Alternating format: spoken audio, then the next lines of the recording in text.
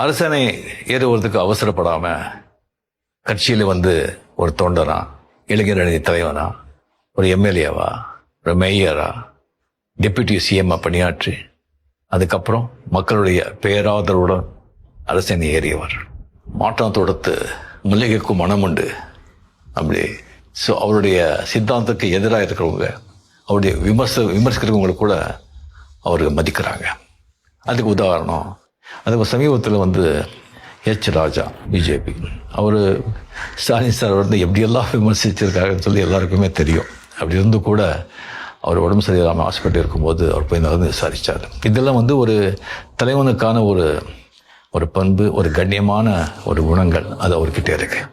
நட்புக்கு எப்பவுமே மரியாதை கொடுப்பவர், நண்பர்களை மிகவும் மதிக்கிறவர். எனக்கு அவர்கிட்ட ரொம்ப பிடிச்சது ஒரு டிசிப்ளின். அதுக்கு மேலே ஒரு ஆட்டிடியூட் எனக்கு ரொம்ப பிடிச்சது. டிசிப்ளினை விட ஆட்டிடியூட் ரொம்ப முக்கியம். அது பொது வாழ்க்கையில் இருக்கும்போது அது ரொம்ப பிடிச்சது. ஒரு வசீகரமான ஒரு புன்னகை, அதுக்கு புன்னகைக்கு சொந்தக்காரர்